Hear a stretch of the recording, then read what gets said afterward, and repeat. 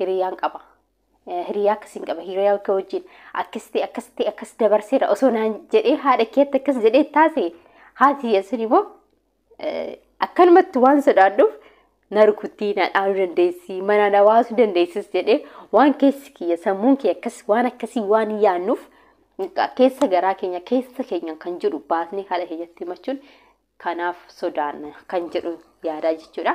Seensi gada ani narifadho itata kee malee kan biraan. Ashamaa harka funee kabajamtoota fi jaalatamtoota maatii burtee hundi keessanuu nageenyi koo kan jaalalaa fi kan kabajaa haalaaf kallattii jirtanitti qaxxaamuree sinfiraa qabsinin jechuun jaaladha. Warroonni burteetu bidhamaatiin ta'an immoo nooruu subscribe gochuun itti makamaa isin jira. Warroonni immoo maamila taatanii hagamaa jajjabeessuudhaan like share akkasumas yaada qabdan saanduqa koomentii irratti naa barreessitu turtan obboleen koo hundi keessanuu hedduu tokko isin jaaladha. Hedduu tokko isin kabajaa galatooma isin jechuun jaaladha. Nama jajjabeessu keessanii jechuudha. Akkuma kana itti afufuu wal jajjabeessuu aadaa godhannu isin jechuun jaaladha. Tola burtee maantu si fidinaa jechuun keessanis hin oolu burtee sarara kan fidee qophii addaati guyyaa biraatiin adda kan ta'e jechuudha isiniif qabadhee kan dhufe. Kanaaf moo hagammadhummaa akkana caqastan akkana dhaggeeffattan kabajaa fi jaalala guddaan isin gaafadha. Viidiyoo kanarraa moo hin fayyadamtan malee hin miidhamtanii anis moo wantoota isin miidhuu danda'u isiniif qabadhee hin dhufu abadan. Kanaaf anis isiniif qabadhee dhufe maal isinitti fakkaate hariiroo haati keenyaaf harmee keenya wajjin yookaan immoo haadha keenyaa fi nuti wantoota keessa darba haadha fi intala jechuudha. Haadha fi intalti jechuudha. Hariiroo akkamiyyoo qabaatan bareedduudha. Hariiroo akkamiyyoo qabaatan immoo miidhaa qaba. Hariiroo akkamiyyoo qabaachuu baatan immoo faayidaa qaba kan jiru isiniif qabadhee dhufe. Faayidaarra haa kaanu. Hariiroo haadha keenya wajjin akka haadhaa qofatti akka harmeetti qofatti darbuu osoo hin ta'in akka hiriyaa haadha keenya sanii harmee keenya waan haadha keenya sanii akka hiriyaatti itti dhiyaannee keessa garaa keenya kan jiru itti baafannee yoo itti mari'annee nu miidhuu jechuudha. Faayidaa guddaa nuuf qaba. Faayidaan guddaanis walumaan laallaa jechuudha.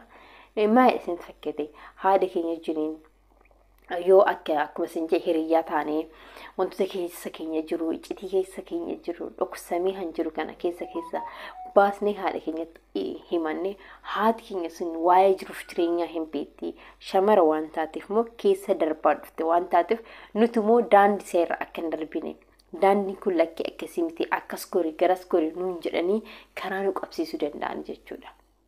Nuti garuu maal taanaa ittiin himnu harmee keenyatti keessa keenya kan jiru iccitii keessa keenya kan jiru baasnee itti himachuudhaaf ni sodaanna. Maaliif sodaanna isinitti fakkaate? Yeroo harmeen keenya nu guddisanii nuti gisee harmeen keenya faanti batalee baadiyyaatti jechuudhaan nu lolaa yookaan waan tokko gisee balleessitee nu lolanii miti nu lolanii jechuudha. Gisee isaan nu lolan kana nuti akkamitti fudhannaa akka bakka nu isaan sodaannu akka nu jibbanittis haneeknus jirra. Isaan garuu akkasitti nu lolanii karaa kanarraan deemanii har'a kana balleessitee yoo ta'e burmoo kana balleessin jedhanii isaan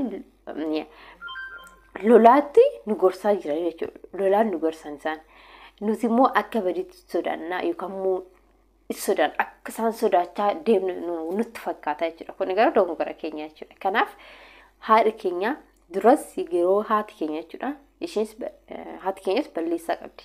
Nutti dhiyaachuu qabanii jechuudha. Haadholiin keenya nutti dhiyaatu shamarratti baay'inaan jechuudha. Shamarratti dhiyaatanii shamarritu maal taatee maalirra jirti sadarkaa kana maaltu si feesise jedhanii gaafachuu qaban. Saniin booda haati yoo karaa banteef intalti waa takka itti himachuudhaaf hin sodaattu. Fakkeenyaaf ani nama tokkorraa waa tokko yoo hin barbaade jechuudha. Nama sana akkatti fiizikaalii yookaan fuula isaa sallaalee nama sanarraa waa gaafadha miti yookaan nama san keessa isaa san baree jira jechuudha. Nama tokko gaafachuudhaaf hin sodaadhu jechuudha. Kanaaf haatirree akkasuma jechuudha. Haati gubbaa yoo ilaallee yookaan keessa isaan buunee yoo hubannee keessa keenya kan jiru kanas baasnee isheetti himachuudhaaf sodaan nu keessatti hin uumamu jechuudha. Inni biraamoo yoo harmee keenya wajjin walitti dhufeessa akka hiriyaa taanee keessa garaa keenya yoo itti himanne miidhaa inni qabu miidhaa guddaa qaba. Asirratti nama miidhaa isaas maalidha miidhaan isaa yoo naan jettanii haadha keenya wajjin walitti dhufeenya akka haadhatti akka hiriyaa taanii yoo walitti dhufnee hin haasofne miidhaa inni qabu. Tokko nu daandii irra deemaa jirru sun jechuudha hin beeknu. Fakkeenyaaf hiriyaa dhiiraa yoo qabaanne hiriyaa dhiiraa wajjin akka feene taana maatiitti ni mannee haadha keenyatti ni mannee hiriyaa shamaras yoo qabaanne hiriyaa shamarranis kan hin taanes jiranii hiriyaa shamarranis daandii badaara deemna daandii boru karaatti nu hambisu daandii ittiin hin milkoofne ittiin milkaa'uu kan hin dandeenye karaatti hanafnu kuni nu miidhaa jechuudha. Osoo garuu dura ittimnee harmee keenyatti ittimnee mari'affannee harmee akkasii hiriyaan qabaa hiriyaa shamarran qaba jedhee ittime sababni isaas harmeen kiyya waa'ee jiruuf jireenyaa hin beekti keessatti jiraachaa jirti keessa dabartee as geesse waan taateef waa'ee ijoollee ni beekti waa'ee dhiiraa hin beekti waa'ee hiriyummaas hin beekti hiriyaa akkanaa qabatini hiriyaa shamaraas yoo ta'e shamarris akkanaa dhiiras yoo ta'e dhiirarraa akkasitti of eegi akkasin ta'een jettee nu mareessisuu qabdi yookaan immoo nu gorsuu qabdi jechuudha. Nuti garuu osoo itti himin waan barbaanne hojjenna waan barbaanne goone saniin booddee miidhaan keenya agas dabalaa dhufa. Daandii nu deemaa jiru daandii milkaa'aa taane daandii karaatti nu hambisu ta'uu danda'a. Kanaaf haadha ofiitti dhiyaannee waan keessa keenya citii qabanne waan itti himamuu qabu itti himamuu qabna. Garuu nu sodaa fi bakka saalfachuu kan jedhamu kun keessa keenyatti uumame an akkamitti narraa harmee keenyaan hiriyaan qaban jedhan. Ana akkamitti hiriyaa dhiiraa baafadhee ittima kan jedhu keessa keenyatti uumame bakka mistirii yookaan keessa keenyatti kan qabanne kana jechuudha iccitii kan jedhamsan baafannee ittiin himannu garuu nama biraatti odeessuudhaaf baay'ee ariifanna maaliif itti fakkaata namni sun karaa daandii deemnu san nu sirreechi waan ta'eef nama sanitti himachuudhaaf ni ariifannaa jira namni sun karaa bariitti akka nu geessa deemus hin beeknu garuu ormatti himachuudhaaf muddanna. Ormatti dannee akkas ta'e abaluu akkas jennee abaluu jiru akkas ta'e itti himanna. Nama sanitti ani himannu namni sun tokko nu rukutu nu dhaanu humaa nu hin godhu. Kanaaf ormatti himachuudhaaf muddamne yookaan nama alaa tokkotti itti himachuudhaaf haasofna. Garuu maatii ofiitti yoo himannee maatiin keenya nu sirreessuu danda'anii yoo nu lolanis yoo nu rukutanis daandii sirrii akka deemnu nu taasisan malee karaa badaarra akka deemnu nu taasisanii jiru. Kanaaf nuti daandii isaa irra dabarri jirra. Ijoolleen amma daandii isaa irra darbaa dhufne anama daandii isaa irras darbaan dhufe. Ijoolleen jireenya akkasii keessa darbaa dhufne kun boru nuti hin hawwina miti ijoollee godhannaa gaa'ela godhannaa haadha ijoollee taana miti ire boru daandii ani keessa darbisanii ijoolleen koo keessa darbuu hin barbaadani hin barbaadu. Kanaaf ijoollee kiyyatti immoo akka haati koo yookaan immoo haadholeen keenya na guddisan san osoo hin ta'in haadha intala tiyattanii dhiyaadhee dura ani dhiyaadhee karaa banee fi bakka yeroo isheen ni jira mitiiree umrii ishee guddataa adeema wantoota baay'ee ishee fe'isisuu dandeenya bakka yeroo sadiitti jechuudha itti dhiyaannee intala koo akkamii oltee alaa yoo galtee maaltu si mudate guyyaa akkamaa akkasii akkam jettee yoo intala tan ta'etti suuta itti baatee haasoftee intalti tan teessuun immoo keessa shishan haan jiru haasa'uudhaaf hin ariifattee jechuudha. Kana maaliif ariifatte? Haati kiyyassi waa'ee koo baruu hin barbaarti jetteetu waa'ee kiyyaaf hin barbaartedha baruu jettee ariifachuudhaaf keessa ishiisan han jiru haasoo kan barbaachisanis immoo baastee haadha isheetti himachuu ni dandeessi jechuudha. Kanaaf nuti ijoolleen kanaan booddee gara gaa'elaas jirru ijoolleen daa'ima qabnus jechuudha.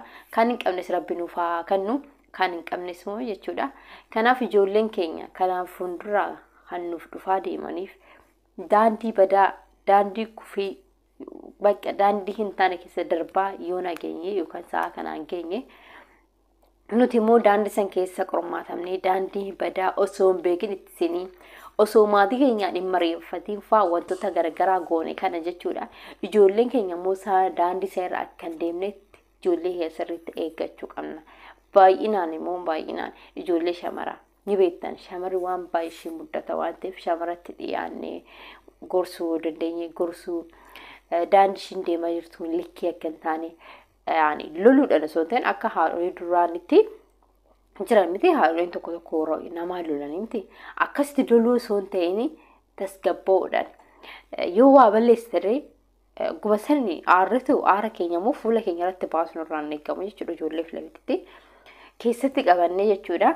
Yoo aarree keessatti qabannee intala yookaan immoo nama hojii sana hojjettee yookaan waa tokko naaf godhettee hojii sana gizeeshin balleessite lakkii akkasii intala koo akkas godhenne tasgabbiidhaan gorsuu yookaan taasisuu qabna jechuudha. Yeroo sana ijoolleen maal ta'anii keessa keenya waan beekaniif nurraan fagaatan nu sodaatanii jechuudha. Yoo akkas garuu nu lolaa ta'u aaraa yoo haasofne maal ta'anii nu dheechaa deeman nu sodaataa deeman waan keessa isaanii san jirus fedhii keessa isaanii jiru sanas hin haasa'ani hin sodaatani maaliif fuula keenya irratti baranii jiran jechuudha. Kanaaf ijoolleedhaan loluun nurraan eegamu jechuudha. Karaa banuudhaaf nutti eegama. Karaa barsiisnee karaa itti agarsiisuu qabna. Karaa akkasiin deebinan ani intala kophee ani jireenya keessatti akkas dabarseedha ati immoo karaa kanarraan deebiini. Karaan kun sirrii miti.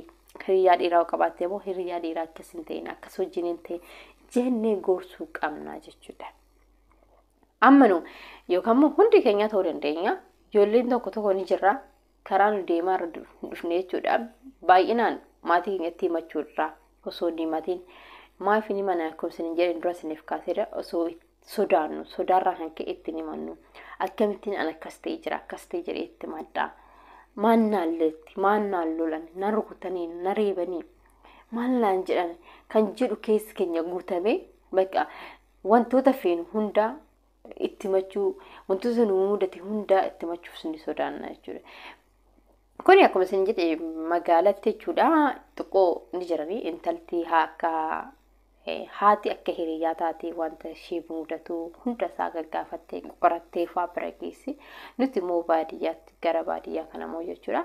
Baay'inaan wanti kun hin jiru. Kanaaf nuti immoo wanta keessa dabarreessan barreen gaddaas barachaanus baraan haa ta'u dabarree jirra. Wanti darbee tokko hin deebi'u kun dhugaa jirudha. Garuu nuti immoo ijoollee keenyaaf san kan nuun qabnuuf wanta nu keessa darbaa dhufne san akka isaanii mudanneef taasisuu qabnaa jechuudha. Kuni dhugaa yeroo hundaa keessa kiyya dhufaa jechuudha. Yeroo hundaa isiniif hin qoodan jedha garuu naaf hin guunne har'a garuu isiniif naaf guute wanta keessa jiru kanaan wantoota haaseenaan jedhe kana isiniif haasee jira irraa fayyadamtanii irraa miidhamtanii. Kanaaf ijoollee keenya karaa sirriitiin akka isaan deeman karaa nu badaa dhufne kana akka hin deemneef ijoollee keenya shamaraa sirriitti teessinee eeggachuu yookaan immoo sirriitti gorfachuu akka isaan nu sodaanneef taasisuu qabnaan isiniin jechuudha. Jaaladha. Qophiin kiyyaarraa akkuma kana hordofaa jirtan kanatti hamma kana fakkaata. Yaada keessanii fi qiqa qabdan immoo saanduqa koomentii irratti naaf katabuu hin dagatinaadha. Wanta barbaaddan barreessaa isiniin jechuun jaaladha. Viidiyoo kana immoo sheer godhaadha. Akka irraa fayyadamtan sabdii guddaan qaba. Hagamaatti sa'aatii keessanii yeroo keessan aarsaa gootanii waan na caqastaniif hedduu tokko isiniin galateeffadha. Horaa buraa galatooma.